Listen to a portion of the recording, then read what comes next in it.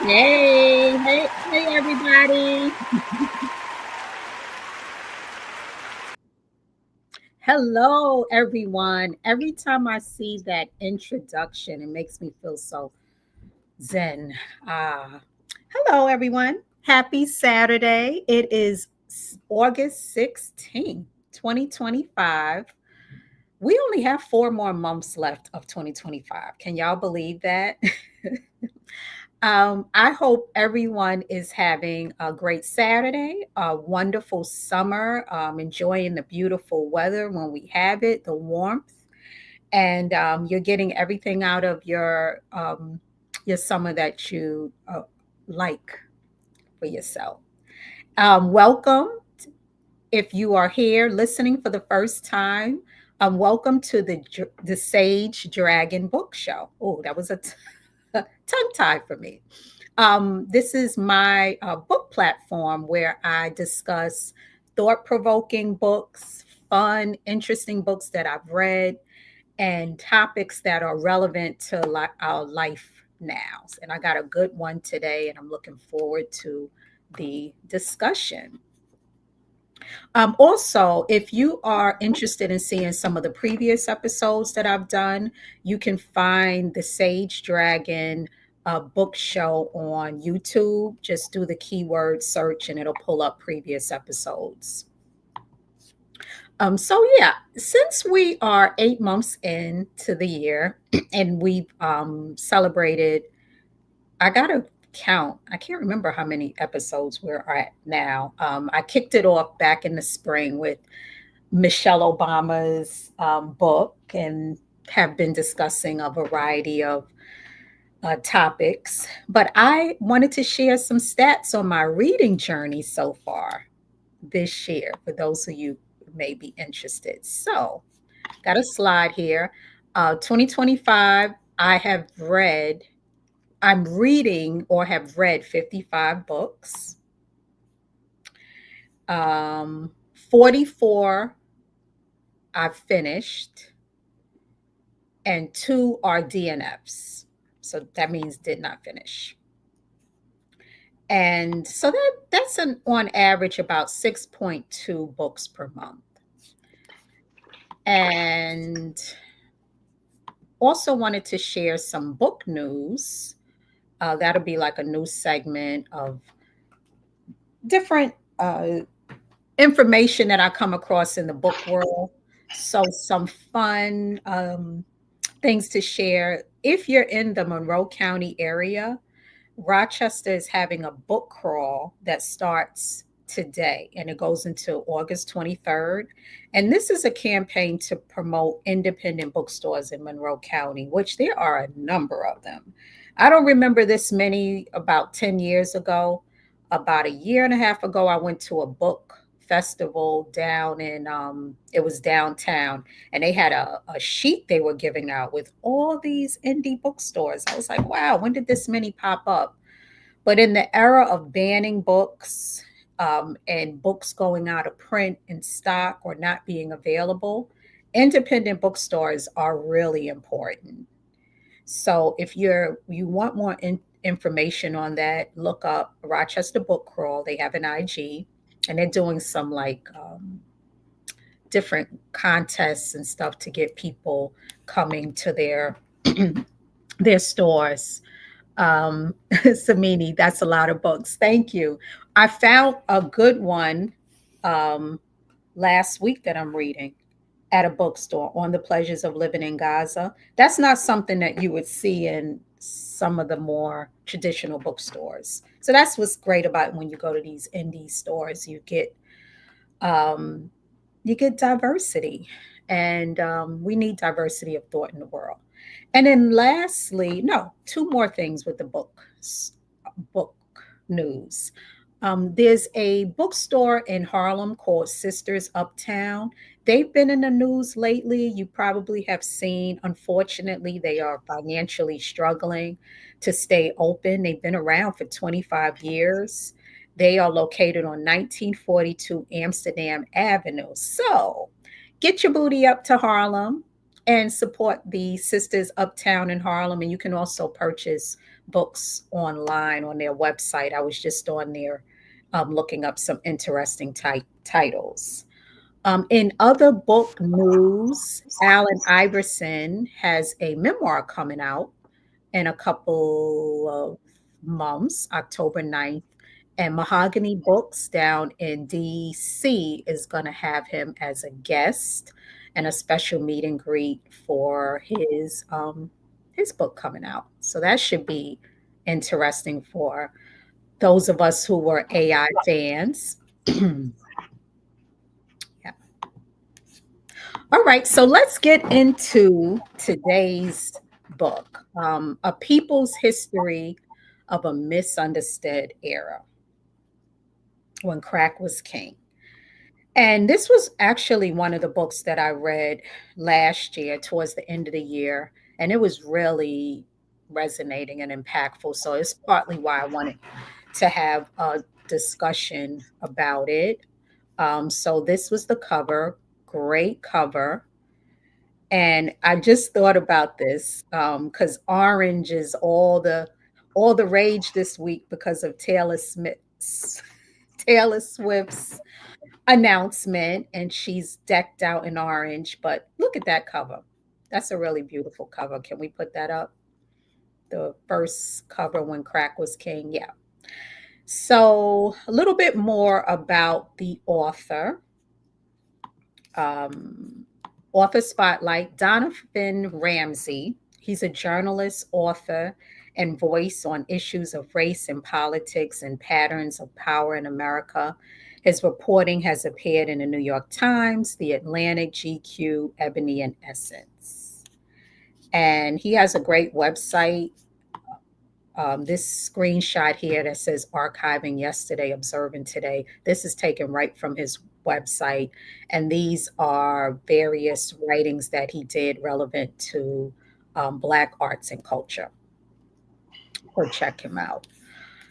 So, getting into today's book. Um, so, there's a question that I was posing online. I wonder if anyone can share or is interested in sharing. When you think about your life and America prior to the crack era, what comes to mind? I'm going to give it a pause and see if there's anyone that wants to. You can type it in the chat or you can raise your hand if you're in and you want to share.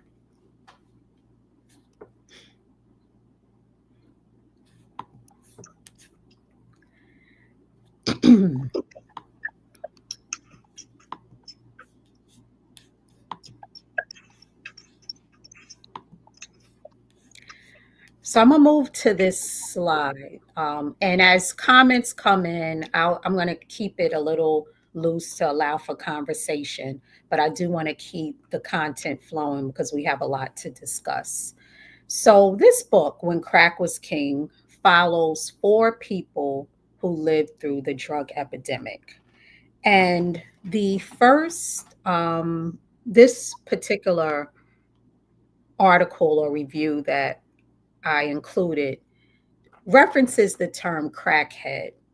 And the author, who was younger growing up, he was saying how that was an insult. And we all know that those of us who were children or young adults or probably even adults in that era know that that was a harsh slur, like to call somebody a crackhead, even if they didn't do drugs, if they did do drugs. But there was these other really uh, kind of vilifying terms to describe people who were addicted or involved. Things like crack baby, things like super predator that had a meaning, and a lot of the politicians were using these terms that were in association with poor people, communities of color, and specifically Black people. And that's some of the stuff that we're going to be unpacking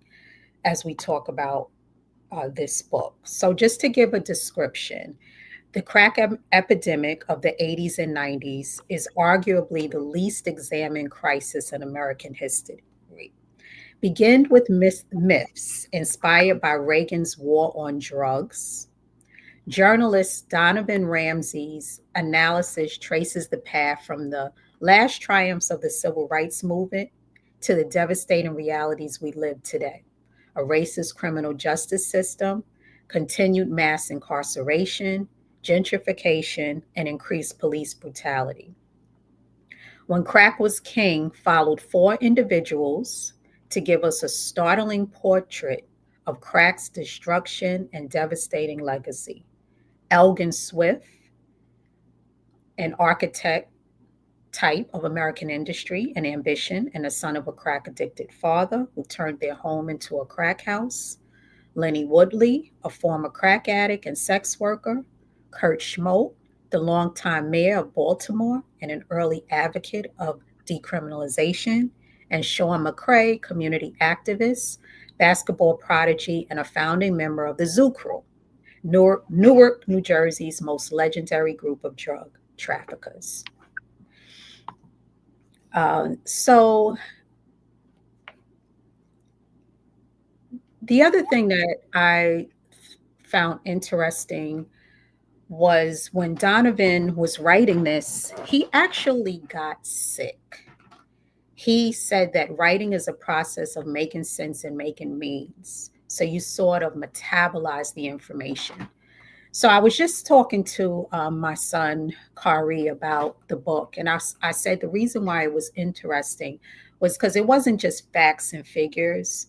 These were real people's lives that he followed. And he went to different cities that were impacted by this. He visited 10 cities. He went to communities that were hit the hardest. He talked to hundreds of former addicts, crime victims, community activists, ex prisoners, journalists, police officers, politicians. And he started getting, he didn't realize this at the time, but his anxiety increased. He even had to be hospitalized, and he was having panic attacks and ended up losing 40 pounds. And what he realized was that he went through traumatic stress, PTSD, by absorbing all of these stories. And if you think about it, the crack era was such a vicious time for those of us who lived through it. And I think I noticed that when I was online, it appeared that people may have thought that I was implying that maybe people smoked crack when they didn't. And I'm not implying that. Everyone, if you grew up in an urban environment in the United States from the era of about the 70s through the 2000s, and if you lived in the major cities in these environments, you were impacted somehow because it changed the way life was. And I'll get into that later as we keep talking about the book. So I wanted to stop. My mom is on. Hey, Ma. She put that family love and togetherness, Black family, families in the neighborhood. And I'm assuming she means that's the pre-crack era. It makes a lot of sense. But yeah, so the young man got sick, poor thing, writing this book and packing in everything, absorbing the stories. Someone on X, Janelle, said, my neighborhood was much more active, much more togetherness on my block parties and rent parties. Whoa, rent parties. That's something that maybe we should bring back. So so yeah, so impact on writing this book on the author. There was a quote here that I wanted to share where he says, each struck a nerve with Ramsey, or the the writer said about Ramsey, who was born in Columbus, Ohio in 1987, and by the age of 5 or 6, had heard the word crackhead countless times, usually from other children. One of his earliest memories is of a neighbor, Michelle, whom he did not meet but encountered through the whispers of others. They called her a sad mess, a crackhead. And I have a video that I want to play a small snippet of him talking about that.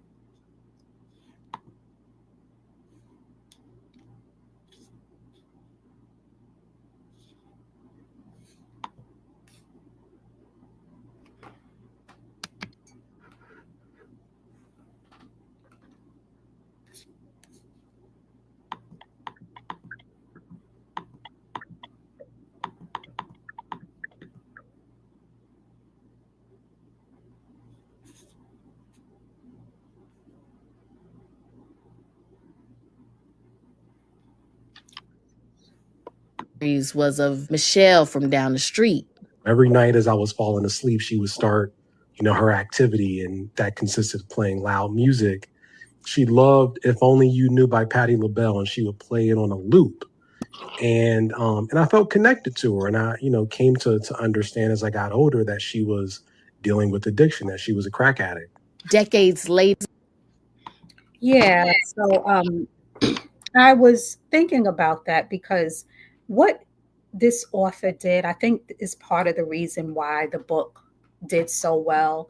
By the way, I didn't get to talk about how successful it was. It was a top 10 book of 2023, and it was longlisted for the National Book Award, which is a pretty big deal. So, out of like 638 submissions, the Book Foundation creates a list of about 10 of the best books of the year that they rank, and then they whittle it down to 5, and then they pick a winner. So this was up there as a book, but he humanized people. And that clip is, if you want to listen a little more to it, it's on YouTube, and it's When Crack Was King, Chronicles the Misunderstood History of the Epidemic. So yeah, so the book gets into these 4 lives. A woman named Lenny Woodley, she was born in Florida and migrated with family to South Central LA as a child in the mid 60s. And she ended up becoming addicted to crack and overcame 30 years of addiction. She's now a substance use counselor in LA. I think I found her because I wanted to show pictures, and they didn't really have the pictures of all the people. And I was looking her up, and she looks really good, and she does so much work in LA on helping people heal from addiction, and she's just living a great life in her mid 60s. Another person featured was a guy named Elgin Swift, and he was the son of an addict. He was born and raised in Yonkers, and he lost his mother at a young age, and his father was um, really addicted. Like, there's a part of the book where he brings drug dealers in to live with him and his son that he owed money to, and it was a lot of terror that Elgin experienced along with poverty. And he had a big break that helped change the trajectory of his life. So his story was really touching. Then it was a man named Sean McCrae. Sean grew up in New Jersey. He was an athlete, and he ended up getting into drug dealing during the 80s and 90s as a way of self protection.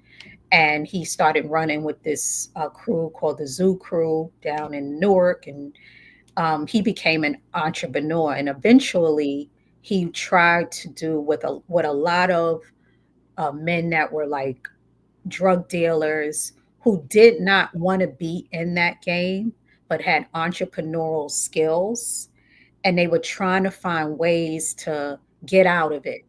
And when you look at a lot of shows, whether it's The Wire, BMF now, even the Power series, most of the time the plot is they're trying to get out.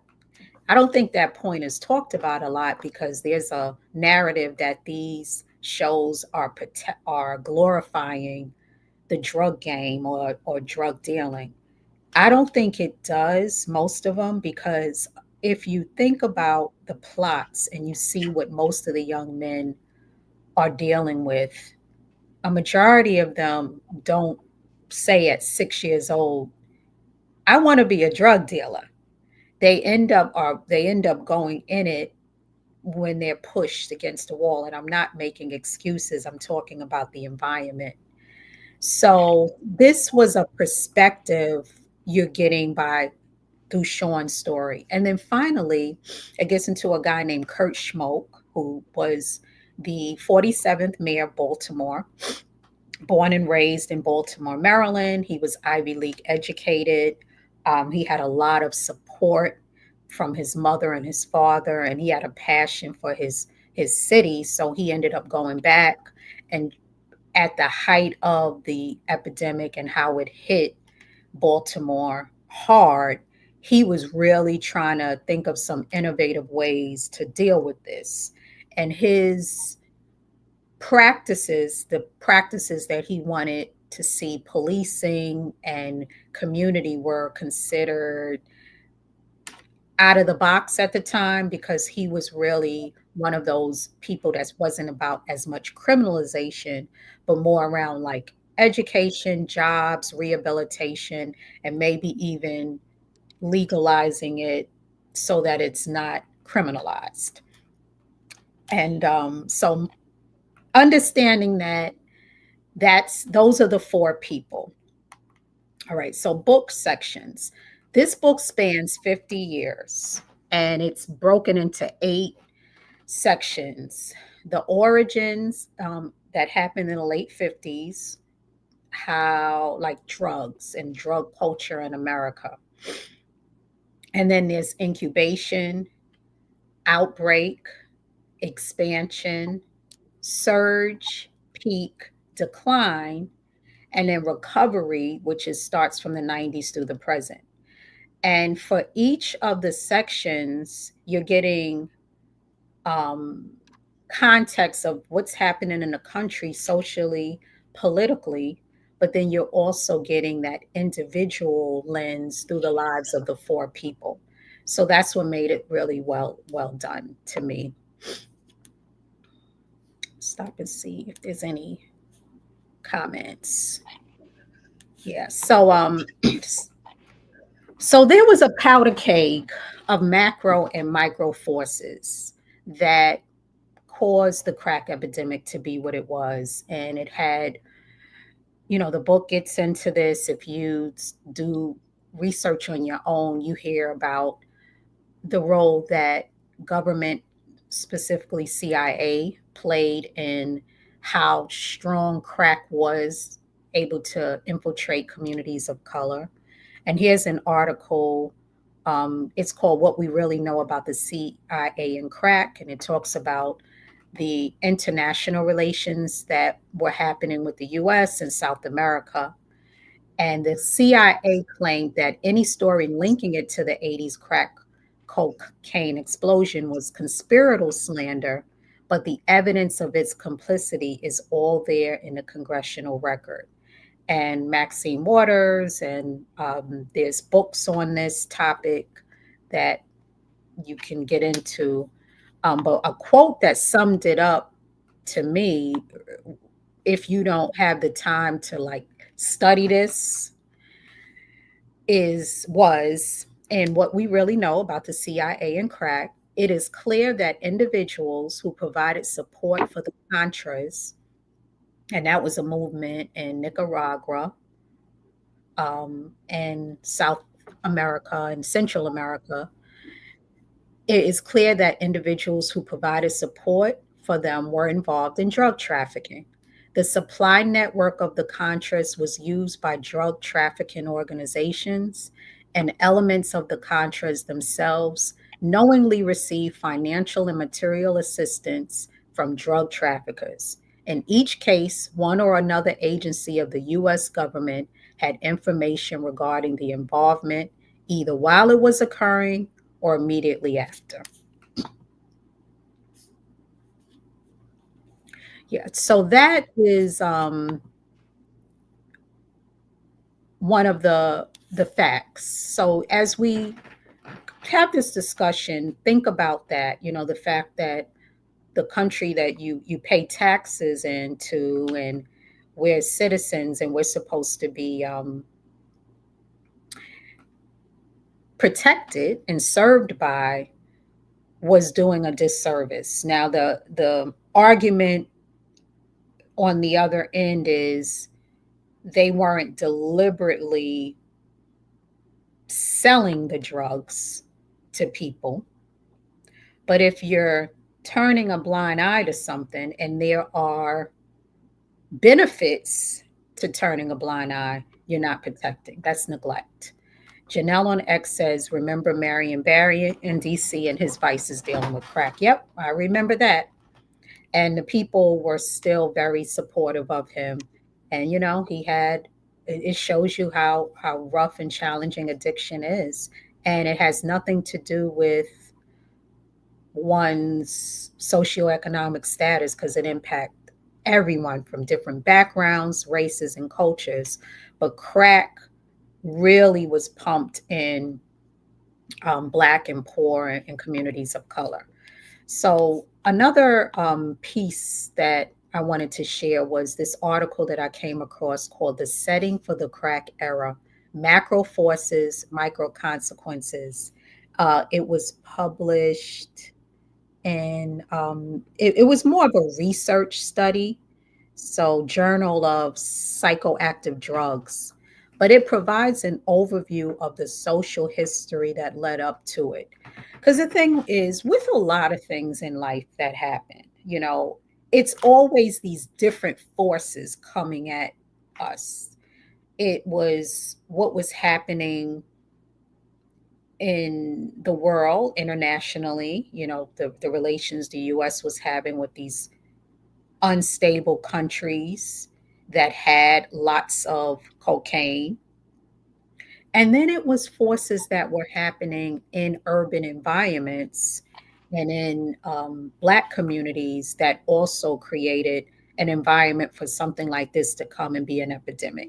That's what this article is talking about. And figure one, they came up with this thing called the conceptual model of social distress. And it's all of these, the this screen is kind of blurry. I apologize for that, but I can read it because I think it's really spot on. These are like what was happening in many communities of color that made it susceptible. It's almost like having a low immune system during flu season. You may or may not get the flu, but you have a low immune system. So if some virus comes along, it could take you out. So these were the viruses: unequal resource allocation. And it gets into the national level of what was happening, broader conditions, economic stagnation started occurring since the 60s, decline for the majority, shifts in economic base, manufacturing, service jobs started going away, intellectual services was starting to increase. This is happening in the 70s. Housing abandonment and deterioration. Housing started to slowly become not available and deteriorating. Homelessness was increasing. Racial and ethnic discrimination. You know, it wasn't until 65 that the Civil Rights Act was passed. So that really wasn't that long ago. And after that, it became more systemic. So, no, it's not legal anymore to say you go to this fountain or bathroom, but it's embedded in policies. So, inadequate income for living, healthcare declines, healthcare was increasing, advanced education started to become more needed just for basic work, high school dropout rates, families, high rates of divorce, the boomingness of the drug economy because it was bringing a lot of money into America, drug use, alcohol abuse, perceived rise in criminality, and shifts in culture. And this these quotes, I have to emphasize this because the setting for the crack era under macro forces, there were a couple of points. It's almost like we took it for granted. Relative to what was to transpire in the 1980s, these sources and many other document important elements of stability in the social and economic life of inner city dwellers in the first half of the 60s. Most inner city families had one or more adult with some legal employment. Black men were almost as likely to be employed as white men, although at a lower wage rate.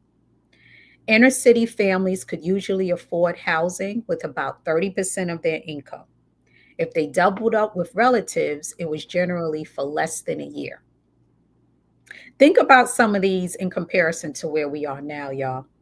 Almost no family or kin member was homeless or without a place to sleep. Minority couples either were married or maintained a common law relationship for several years. Children in single parent households were usually raised by their mothers, sometimes with a father or father substitute present. Occasionally, children will be sent to a grandmother or female relative, but returned to their mother. Grandmothers were seldom responsible for raising their grandchildren. While alcohol use and abuse were common, the use of illicit drugs, especially marijuana, heroin, and cocaine, was rare. While there were common law crimes, robbery, burglary, theft among men, and theft or prostitution among women, among some low income persons, the sale and distribution of illegal drugs was virtually unknown. Even among prostitutes, much income was expended to support children in the household. And this was in that article, The Setting for the Crack Era Macro Forces, 1960 to 1992. So it was very different. It was very different than what happened in the 90s to these communities of color and family structures. I could remember, I'm thinking about the neighborhood that I grew up in Queens Village. All pretty much every household, it was it was man and woman, it was a mother and a father, a grandfather and a grandmother in those households in the neighborhoods. It was multi-generational. I don't remember seeing as much homelessness. Some of these factors that they're talking about, there were men working, and the types of jobs they had, they didn't need a PhD to work at Target. They may have been working at a factory. So this is what was helping to like keep communities more cohesive. And then things changed. I think a quote just flashed across. Can you put that again? Because I just wanted to address it. Homelessness, unfortunately, went hand in hand. Yeah, with the crack era. Yeah. But there were these forces that were happening that created an environment of despair and agony, which made people start to abuse drugs. The other piece that I was looking at is the slides on the timeline on the drug war history. It's another reference, and you can go all the way back if you look at these slides. But I started in 1971 with Nixon declaring a war on drugs, and he increased the size, presence, and funding of federal drug control agencies. He pushed the measures such as mandatory sentences and no-knock warrants. And in 1973, he created the DEA. As time went on in the 80s, the attitudes towards drugs reverted to punishment And in the 80s, proposals to decriminalize marijuana fizzled out. There was a special that was well done by Rowan Marley, and it's called, it might, no, I'm sorry, it's Damian Marley, and it's Medication. You remember his song Medication about cannabis and the benefits. But there's a really good series that talks about how, many people in the world and in the United States use cannabis. They use it for a variety of medical treatments. So it's not just about, getting high, it's also treating themselves. And there had been a movement since the 70s to decriminalize marijuana, and it fizzled out. Parents became more concerned about teen drug use. Media portrayals of people addicted to crack fueled public concern, and President Reagan expanded the drug war. Incarceration for nonviolent drug offenses increased from 50,000 in 1980 to 400,000 by 1997. So we're seeing a drastic increase. And how many people do we know got wrapped up into that from 1980 to 97? Here's another part of the timeline. Political hysteria led to mass incarceration. In the late 1980s, hysteria about crack cocaine led to draconian federal and state penalties. They rapidly increased the prison population. In 1985, 2 to 6% of Americans saw drug abuse as a big problem. But by 1989, it was 64%, less than 10% as the media lost interest. But the policies and the incarceration rates. So that's what happened. There was all this hysteria about this and these terms that were starting to, the super predator, and the culture moved from, we've got to help these people, they're addicted to drugs, to they're villains, they're super predators, they're criminals, they're crack whores, they're crack babies. The crack babies are going to be, and it went on and on. And we're going to get into some of what was myth in a moment. Let me stop and see any comments. Oh, my mom's saying this is very emotional. Do you want to share anything, Ma?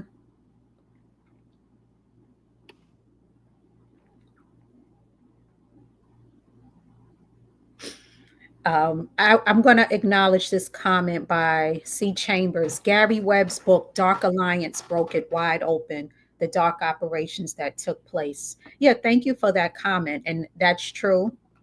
I heard about that book. I have on later slides some other resources for people that may be interested in learning more about this. I think we should continue to study this because we need to put these pieces together about how this impacted us. Your mom is live. Okay. Hey, Ma.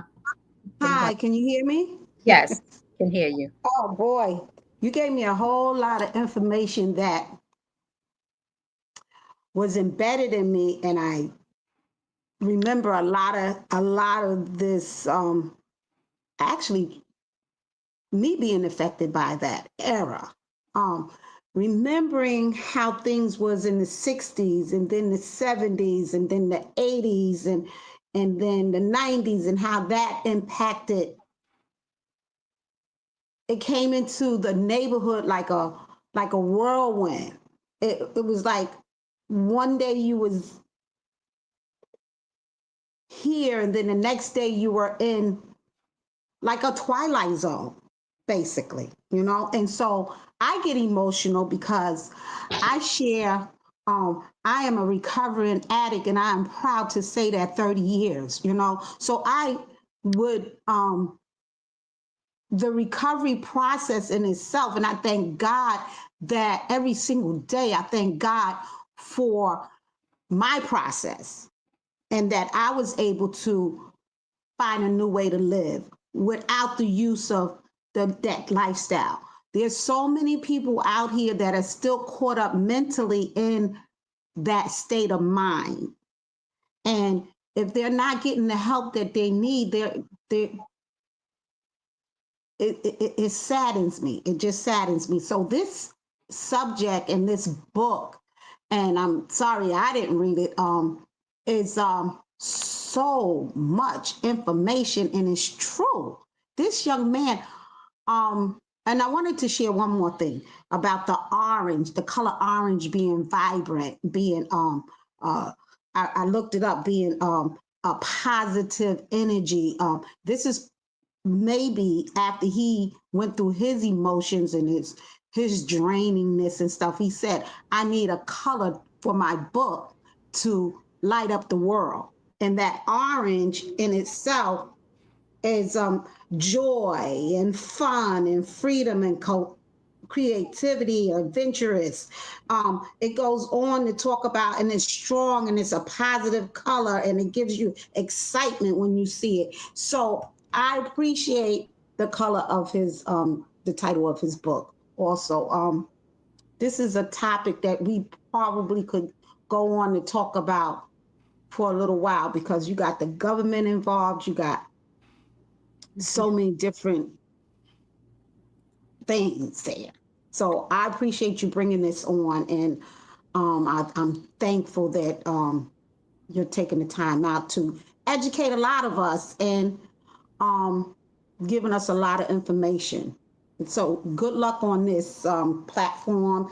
I'm proud of you, and I'm proud to be part of this discussion today. Thankful. Yes. Thank you, Ma, for One sharing more so thing, one much. more thing, one more thing. Narcotics Anonymous, and I need to say this because I was on a platform today, a meeting platform, which is an NA platform, and yeah, it's a very important topic. Yeah. Okay. All right. All Love right. you. Okay. No, thank you, Ma. Love you too. And thank you for those comments. And I'm going to write the author and I'm going to ask him more about the book topic. A little bit of a sidebar. I read this fun book about letter writing, and I've been interested in bringing letter writing back into my life. And I have a particular cousin that I was just going to drop him a letter. And one of the things that the author suggested was that we write people that are like semi-famous, or say if someone that has a business in your neighborhood, or they may have a blog or a social media show, so they're not like superstar Beyonce famous, but they are people that are, you may admire their content or something that they're doing in life. Drop them a note and drop them a line. I was like, that's a good idea. It's almost like our version of fan mail, but for 2025. So I'm gonna write the author. I already wrote another author that had a great book that I read this year called The Black Utopias. Anyhow, Deja, she made a comment too, my daughter, and she was talking about the music industry, and we'll show that later on, like how music interrelates to this topic. Everything got fast and chaotic in the music and movies. Yeah, they showed that on Belly. So let's get into this topic of the crack baby myth, because this book also showed how um, we were, how certain people were displayed. A topic that has come up quite a bit ever since the opioid epidemic of the last 8 9 years is how differently. I mean, it's, if anyone wanted to put the lie out there that racism and discrimination are not real, take the way that these two epidemics were handled, and I don't know how you deny it, because the way that America has dealt with this opioid epidemic that has largely impacted white communities, rural, maybe suburban areas, is night and day than crack. I mean, and there's so many examples that I'm going to get into now. So the crack baby myth is one of the reasons drug penalties were raised in the 80s. The myth, characterized as a threat to all children, is one of the reasons public and lawmakers saw crack as so inherently dangerous in the 80s and 90s. It pushed federal legislators to enact laws that made it much easier to punish someone for possessing crack than powder cocaine. Until 2010, someone would need to possess 100 times the amount of powder cocaine as crack to get the same mandatory minimal sentence. It was only after 2010 that the disparity was reduced. But crack is pharmacologically similar to powder cocaine, meaning crack's effect on the brain are the exact same as powder cocaine. The crack mother myth is the belief that when a mother uses crack cocaine while pregnant, she will have crack babies who will be severely disabled and dysfunctional for their entire lives. During the 80s and 90s, US health experts, along with lay people, were in a collective panic about allegedly growing crack epidemic. It was believed that the number of children exposed to crack cocaine in utero was growing uncontrollably. Children of these mothers who used crack cocaine was viewed as being sentenced to lives of physical and mental disability. The crack mother myth functions to reinforce existing stereotypes about Black women and Black mothers. Some scholars view the crack mother as an image that functions to reify Black female pathology. The crack mother can be described as hypersexual, promiscuous, and hopelessly dysfunctional, a bad mother who threatens mainstream by giving birth. So I got a video that I'm going to show now that brings this out there. See if any of y'all remember this one.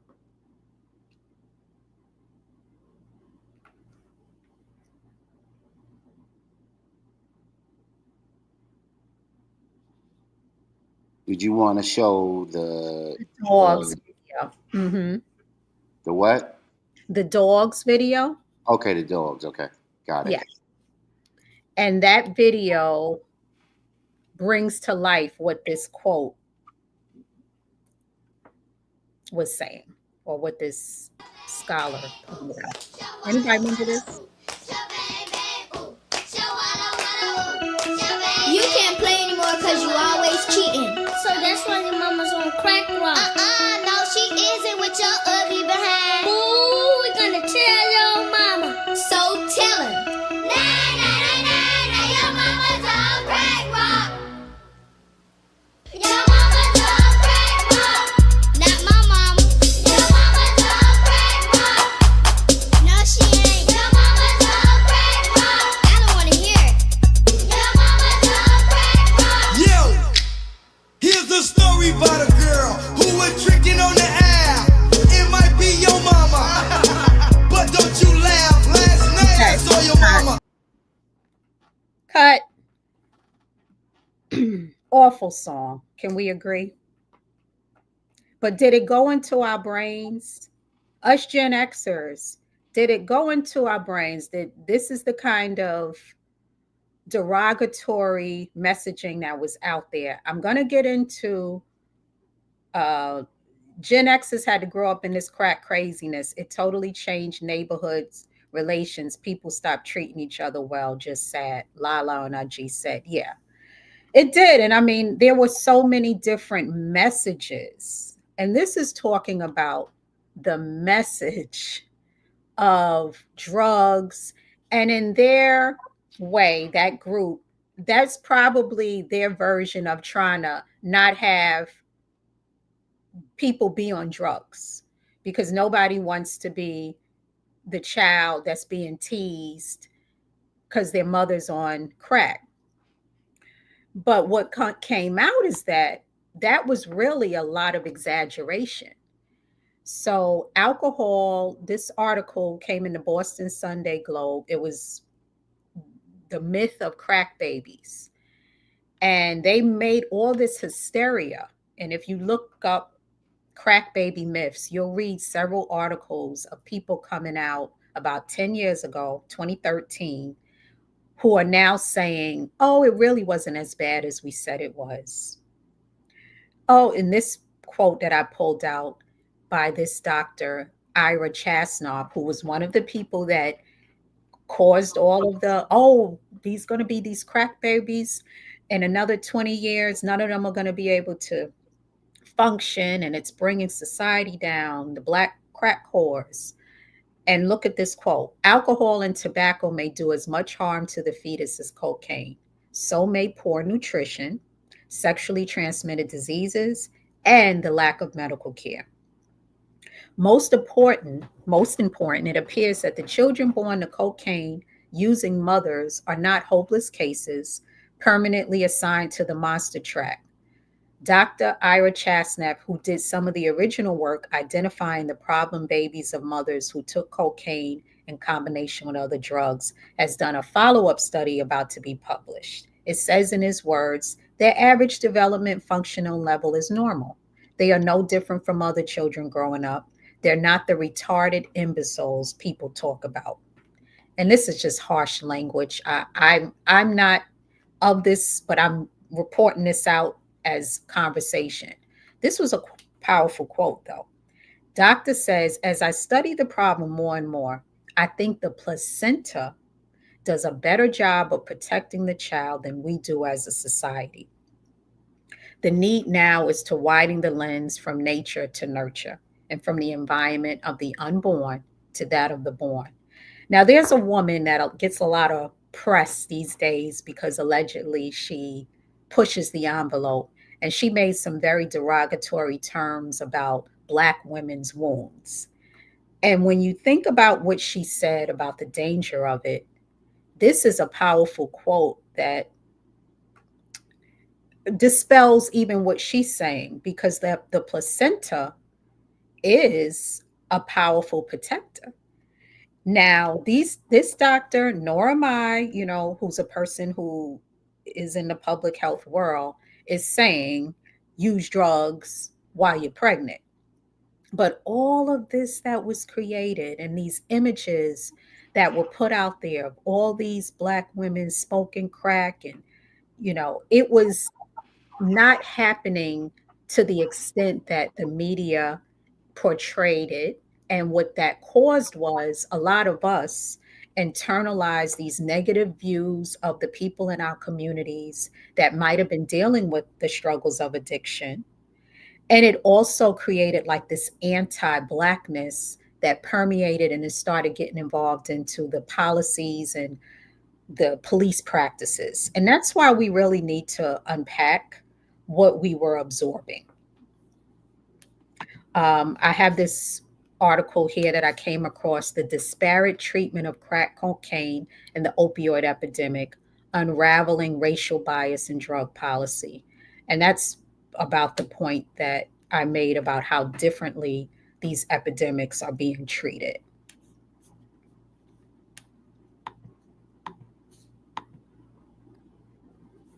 According to a brief history of crack cocaine sentences laws by Families Against Mandatory Minimums, the U.S. witnessed some of the harshest drug sentencing practices from 1984 to 1988. And those were the same times where you had this messaging. In response to concerns about inconsistent federal sentences, Congress passed the Sentencing Reform Act in 84, abolishing parole and establishing U.S. Commission with the task of developing mandatory federal sentencing guidelines.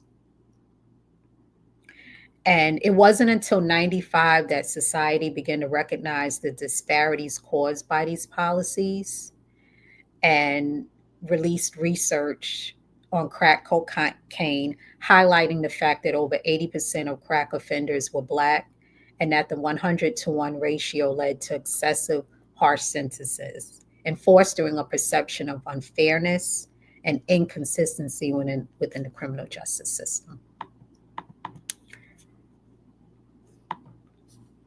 Football numbers in jail, 3 strikes law. It got ugly. Yeah. And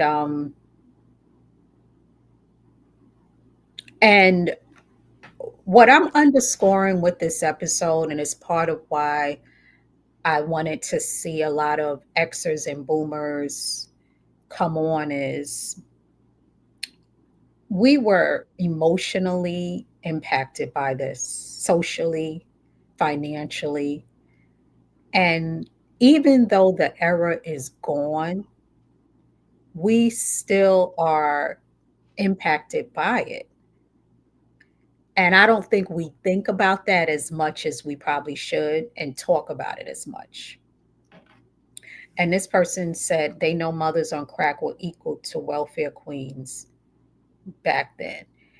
Yeah, and so all of those terms were they just were not accurate. They became caricatures. And then prisons, privatized prisons. Yeah. So all of that, it laid the foundation for more policing, more prison pipelines. And but then there's the tenderness of how families and friendships broke up.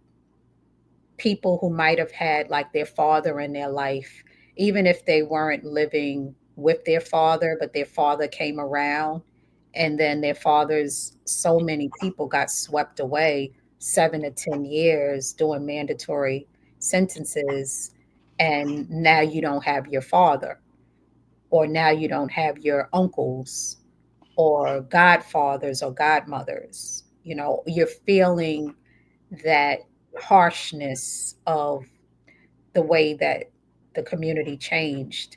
And Netflix did a really good presentation on this as well. When I was also thinking about the book and how it got into the crack babies, it had me thinking about Clara McBride Hale. So I wanted to have do some dedication to her. Do any of you remember the 90s and this place called the Hale House? In Harlem, this woman, it used to get a lot of like press. The President Bush, he honored Hale, Mother Hale. She's been sainted. Princess Diana went and visited it, but it was a place in Harlem, and that was at the actual building. And they took care of drug addicted babies, not just crack, but any babies that were born addicted to drugs or who had HIV, who were born with HIV. So she was doing God's work, and she started being, she was living her life and just started taking care of babies. And over time, they created this Hale House, and they would get grant money and tried to just help the babies as much as possible. But I remember learning a lot about the Hale House. It eventually closed, but I want to give props to Clara McBride Hale and her daughter, who helped really formulate it, because her daughter was educated in addiction and human development, and she helped to like really help it get the success that it got. Eventually, the Hale House helped over 2,000 drug addicted babies and young children who were born addicted to drugs, and whose parents died of AIDS. And it was simple, she said: hold them, rock them, love them, and tell them how great they are. That was how she healed the baby. She would hold them and she would rock them all night. Now, it may be like, wow, just holding them and rocking them. There's this new information coming out about hormones and the hierarchy of hormones. And at the top is oxytocin.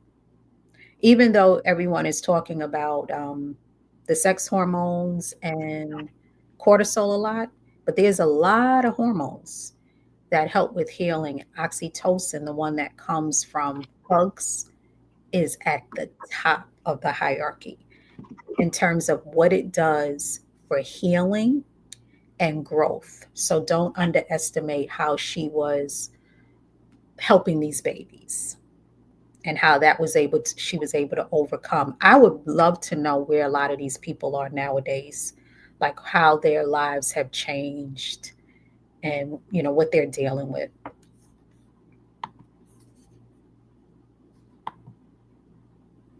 She was a gift in our hour of chaos. That's true. C. Chambers said.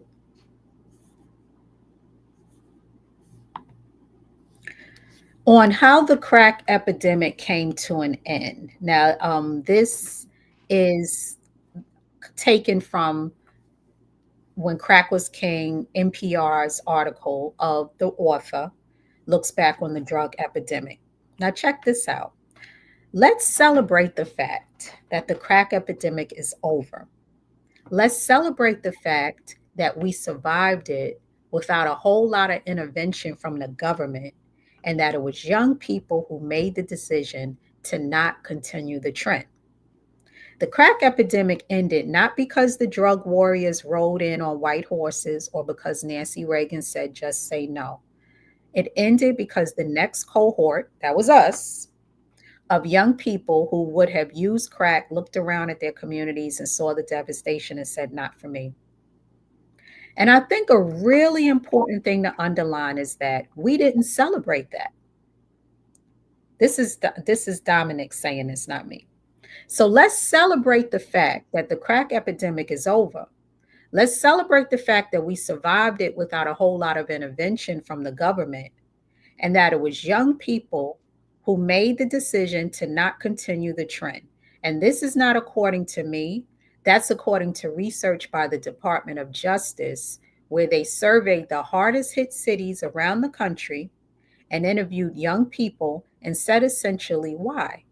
Why aren't you doing crack? And they said, that whole world is too scary. I was like, wow. Yep, not talked about enough. Yeah, we got through it. We made it through.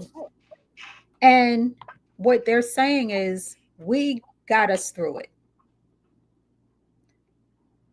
No thanks to interventions, because there was none. You were on your own, boo. Like, we had to get through it with all of that in our faces. And we kept each other resilient, and we should celebrate that. But we also have to acknowledge the pain that it caused. So, this other quote that came from Donovan that I wanted to share with my listeners today is, I think the message from me is that lots of us that lived through that period, we still have some stuff that we have to deal with. We need to ask our family about that aunt or uncle who kind of disappeared and nobody talks about. We need to first learn their stories, then lift their stories up as part of our stories. We won't heal until we make sense of the crack epidemic, not as this aside, but as a part of who we've been and what we've been through. And that sums up part of why I wanted to do this episode, because, you can find out about that era and what were all the forces that caused crack cocaine in the 80s and the 90s to cause so much violence and despair and destroyed so many families. But it's, how do we deal with where we are now? In the book, the all of them made it through. All four people made it through. The young lady that was Lonnie at the time, she had migrated from, when she was a little girl, she migrated from Florida to South Central LA, and she dealt with sexual abuse in her home and some neglect. And so she started using drugs. and then became a sex worker. And it took some stops and starts, and eventually she got clean.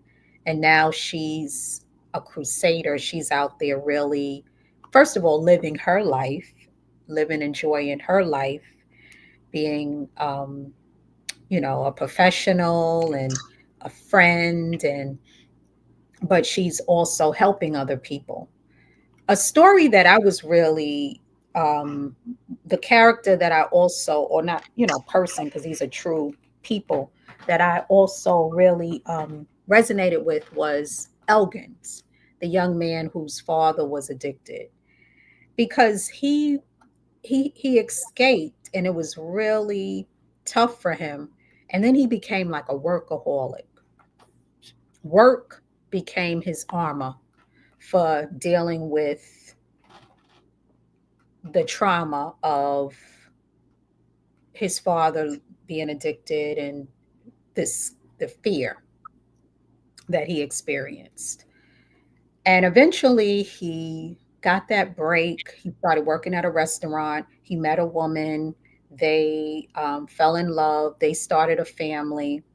They became homeowners. And then eventually they moved on from each other because they realized that them coming together at the time was more about armor for each other, because they were both coming out of that crack 90s time, and they helped each other get through that. And then, once they helped each other get through that, it was almost like they didn't have as much in common as they became adults and had other things, other parts of their life and their identity. So he ended up meeting someone else that he fell in love with and got married. But it just showed how important it is to unpack that time, because he really didn't understand it. He's like, well, I work. I went to school. For somebody might have gone to the military, or I might have went to college. Oh, I'm a lawyer now. I have money now. I'm a parent. I have a bunch of kids. I'm saved. You have all these different identities, and you're thinking, I just moved on from that. And then you wonder why these, maybe patterns, maybe they show up a different way, the way you deal with issues. Someone said, I do think we suppressed our trauma from it. See Chambers. It kept many of us stagnant and distrusting, scared of success at times. Yeah. Hmm. Yeah. Something I saw someone make a comment about how a lot of people from who might be like in the late 40s, early 50s, even a lot of the professions we went into. Because I could remember being in college, and a lot of us were into arts and culture, but we also went into like professions like we were community and public health or education or social work. Not the most profitable professions, but why did we feel a desire to go into those fields? It's because of what we were seeing around us at the time. We were seeing the state of our families and communities, and we wanted to be part of the solution. So we were going into education. Those were the fields that a lot of us Gen Xers, and we might have been first or second generation college students, but we wanted to go into these fields of rebuilding. And do we ever really realize that's probably partly why we were drawn into those fields? Because remember, this is before things got hyper selfish, self-centered, and individualistic. We're still on the tail end of that, being um, being influenced by strong family ties and strong community ties. Like if you grew up where your neighbors looked out for each other and you went to the block parties. I always think about like how I have this friend, and we were at the bus stop. Her mother pulled up. We both bent down, Nicole, and I was like, she goes, "Can she get a ride?" Her mother's like, "Don't even ask. Just get in the car." What? Nowadays, it's just very different. Like she just As soon as she pulled up, Debbie, my besties, her mom, same thing. Like it wasn't even something you had to ask. That's the way we were. So say you coming from that, you're coming from that type of way of growing up, and then this epidemic comes along, and you're seeing so much of your family ties, community ties, the music is changing, arts and culture is changing. Now it's becoming more about greed and doggy dog. But there's still some of us that have that in us. We're looking for solutions. So a lot of us went into these service type of professions. So that is something that I think impacted us, because then that changed the way, our finances might have been, because we decided to go into these more service type of roles, not for profit type of roles. And it impacts, our lives. But it's because we were influenced a different way. I'm not saying that's a bad thing, but it's important to just understand things. It helps us make sense of stuff. Lalo on IG says, can you repost that again? Surviving crack was pulling yourself up by your bootstraps. No help. We just want it better for ourselves. And now that we've done that, how does that impact the way that we are in relationships as partners? How did it impact the way that we parent, the way that we move in the world, how we feel about ourselves, how we feel about our loved ones, people that were addicted, the empathy that we have, the pressures that we put on ourselves and each other, the accountability that we may or may not have had with policing and the government. How do we unpack all of those things? Tashana said, as a young individual, it's hard to navigate a changing world with generations who are not moved to change. Wow, yeah, that's true. And yet, whether they moved or not, time is moving, and the world is changing. So either people are adaptable, or, you know, you're gonna feel it anyway. Thank you for that comment, Tashana, because that's spot on. So speaking of the the way that we got through it, I want to give a special shout out to the unsung heroes of the drug war. And I was thinking about it. There were some things that were keeping us, those of us that were like little kids or teenagers, in this terror. We had some entities out here that were trying to keep us right. I want to say conscious hip hop, big part of it. KRS-One, Boogie Down Productions, the whole Stop the Violence movement was really helping us, preventing us from going down that path.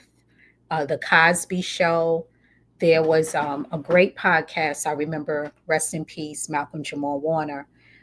Remember seeing a couple of years ago by Adrian Young, and he interviewed Malcolm Jamal Warner, and he provided the context of, he talked about the crack era and how at the time watching the Cosby Show, for so many of us, that Black excellence that was promoted, it was another one of those resilience building programming, at the time. You had movies like Jungle Fever. You had movies like, of course, New Jack City. And I could remember being in the movie theater and everyone was cheering when Nino Brown was being beat up. So that's what I mean by, we were not people that were promoting drug culture. You had, you had all these rappers that were hip hop artists that were promoting us being drug free. They were promoting us being proud, having that sense of pride. And this is pre what things, how it changed in the latter part of the 90s, where it was more about, you know, all right, I'm a drug dealer and this is why I'm a drug dealer.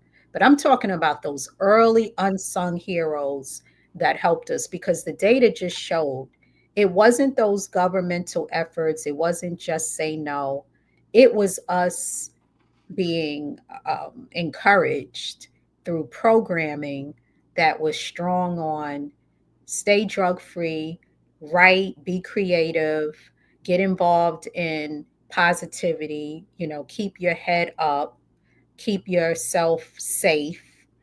And those kind of messages was out there in some of the arts and culture. And I really, from the bottom of my heart, want to thank these entities and artists, because it really helped me all through the late 80s and the 90s when this stuff was surrounding you. And it's it was a different way that it appealed to the young black man than it did the girl, because for the man it may be about become that dealer, and you know you need it, like you need the money or you need to help your family, or you're trying to avoid a gang retaliation, so there was that pull. But then for the girls it was also, you know, might have been escaping. You might have been oppressed. You might have been sexually abused. You know, there's a lot to this, and I understand why some people that I shared this with didn't weren't interested in participating in this conversation, because I think it's bringing up a lot of painful memories of that time, you know. So, what I'll say is this episode is out there. If there's ever a time that you want to come to it, you can listen at a later time and maybe comment. But I do think that it's important for us to continue to look at about a 15, 20-year era that had such a profound um, cause and effect for communities of color, and that it's still, we're still here, and hopefully we'll be here for a while. So, you know, as you think about your individual history, think about how you were impacted by crack, the culture of it more so, unless, well, maybe you even have a personal, you know, experience with it, family, friends, community. But it definitely changed so much. We lost so much that you know, we're still picking the pieces up about that.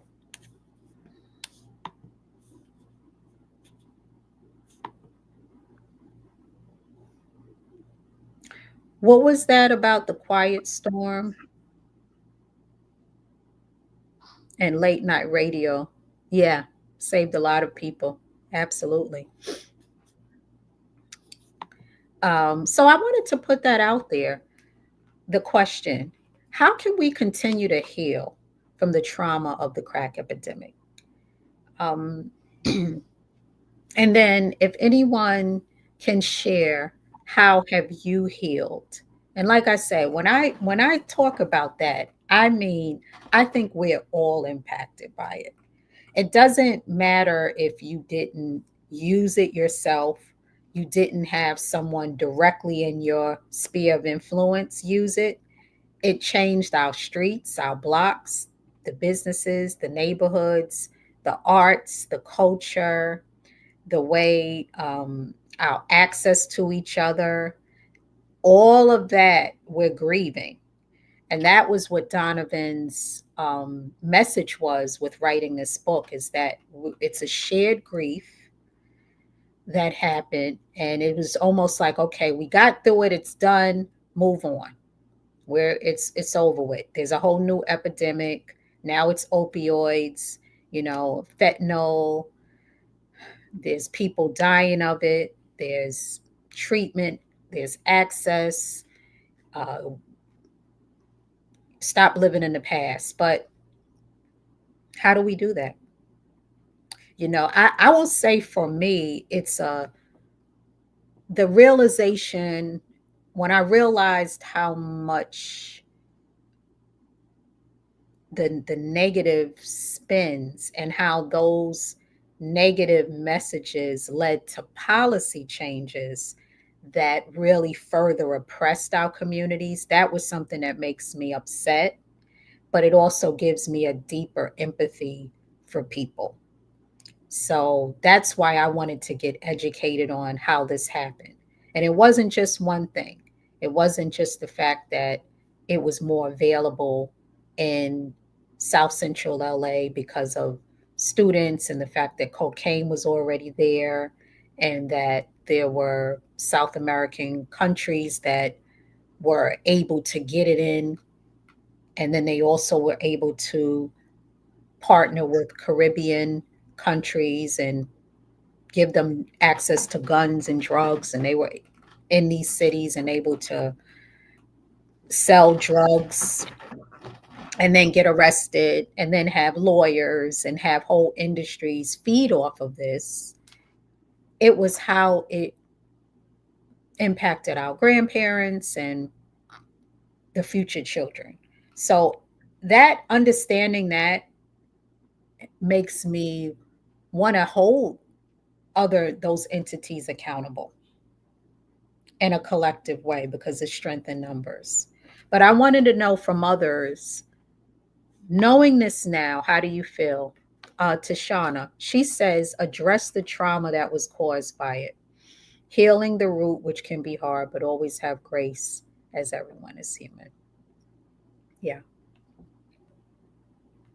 I agree. C. Chambers said, we still struggle to find our buried genius. To get this far shows how great we really are. Yeah. And we deserve to have that time to find that. 14-year-old making hundreds of thousands of dollars, even that model was poisonous. Yep. Yeah. Because it was not good. And then you think, what did people do with all that money? It's just even Roxanne Shante, I remember hearing her talk about when she got signed. And she said she really didn't have a lot of money, but she was making enough to take care, like to help her little sister, to pay rent and things like that. She said, but when she noticed that a lot of the people in her peer groups that was making the bigger money, a lot of it was being used for these frivolous reasons. They were overdoing drugs and stuff like that. And she didn't have enough money to do that anyway. So she said it was actually a protection that she under earned. But I'm not advocating for underpaying, the original pioneers. But you can look back sometime on life and say, where is the richness really? And that's what we lost through the crack era because the richness was stuff we had. We had these rich community networks. That's worth gold. We had family, we had beauty and health. We had all those things prior. And the greed of, you know, greediness and racism and capitalism started making people feel like they needed to chase the money of what, crack and drugs could give you because they were making a lot more. And if those guys could have found other ways of using their skill sets, their because they were very smart in terms of being able to move things around. Deja says, although it's important to know how to war on drugs is slowly being taken from high school curriculums. If it wasn't for my parents, I wouldn't be as formed on the topic that I need to be. Young Black kids need to be informed on this. Yeah. So how do you think we can get that information out there? What I like about what I try to do with my book show, The Sage Dragon, is I know that everybody doesn't read. And so you don't have to read in order to join my book show. As you guys saw, I stretched out a whole discussion, and I do it on purpose that way because the books be good, but not everybody has the time or the interest or they're in a position where they can just read these books. I genuinely enjoy reading and I listen to audiobooks, I read physical books and I read ebooks. But also I like to take the essence of what the book is about and just bring it into a discussion so that everyday people we can talk about it and get it out there more. But if there's other ways that we can um, get this information out there, like Hale House, the woman that's the daughter of Clara Hale, man, she made a really strong point on addiction and how even the way that we treat certain addictions is different from drug addiction. And she was talking about how normal it was to make certain practices more normal for dealing with boredom. But, a person that was using cocaine and crack was, like I said, demonized. So that's worth thinking as well. Any other comments on healing? It's very important for us to do and keep talking about. Um, Other references on this topic, there's shows, there's movies. Freeway Rick, that's another book, The Untold Autobiography. Someone already referenced Dark Alliance, the CIA, the Contras, and the crack cocaine explosion. There's a book called Godfather of Crack. There's Rock, Cocaine, Street Capitalism in the Decade of Greed. There's the series Snowfall. So those are just a few. But what else is out there, folks, who's listening? Any other good books, shows that you have watched, movies that provide a good kind of perspective of this, or even if it's just a one point of view, but it's well done?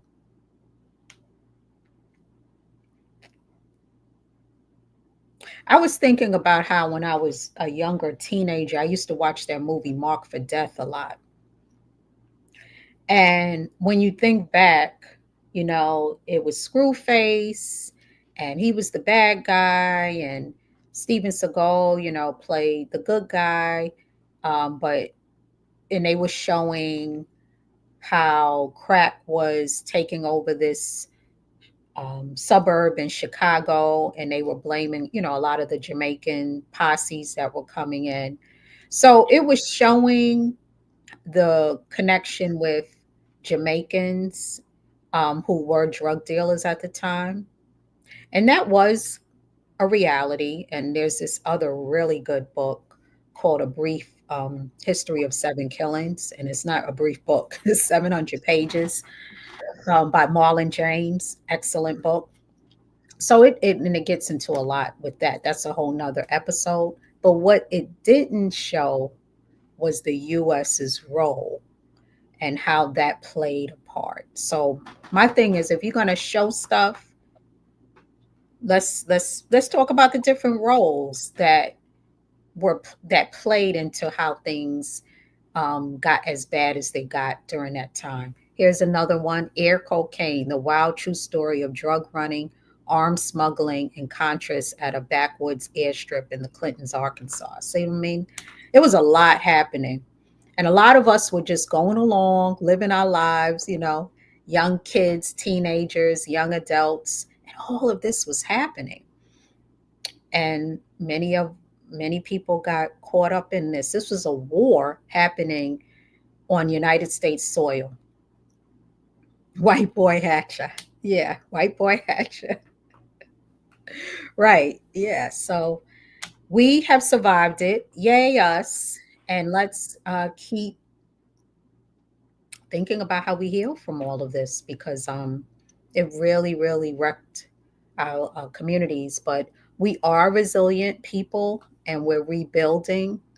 So I think we just keep educating ourselves and allowing for that space. And within each of us, it's such a crowded time. Like it's so loud with all of the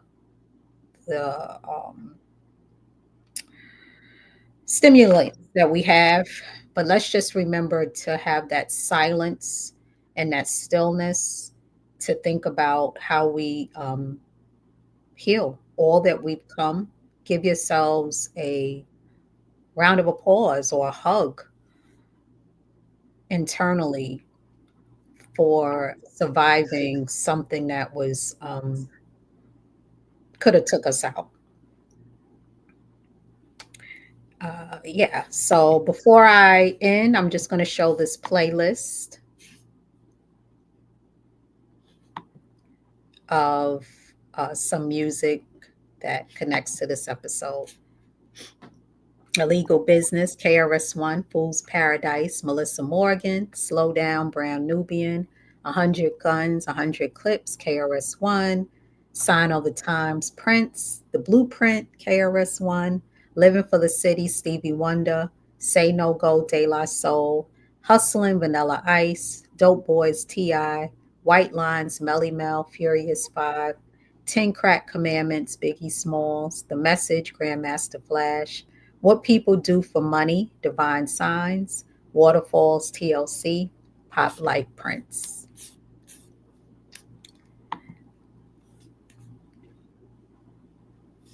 My mother said, we lost so much, so many loved ones. It's an everyday process. One day at a time, it's an everyday healing process. Yeah.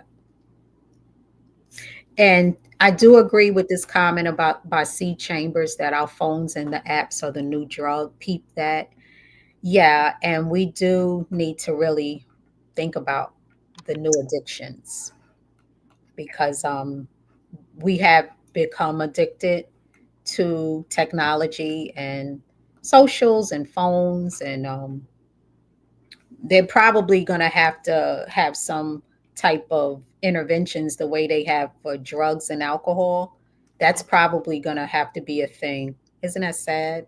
But it's going to be a thing in the next 5 years. I don't know if they're going to treat it the same way where people have to go detox and go to treatment centers, but it definitely has impacted the brain. There's been studies about that. So, there's always something out here to addict people, and there's all sorts of forces pulling us into this. And what makes this harder, which is a similar thing to food addiction, is it's almost like you need it.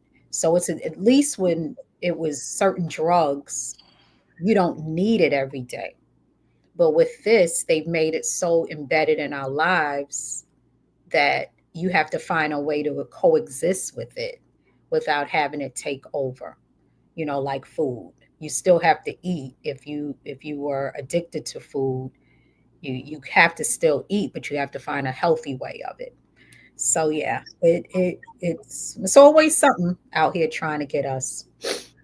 But that concludes today's show. Any final comments out there? Thank you all. I loved all the interaction that we had. And tune in next week for next episode. Hope you have a wonderful Saturday.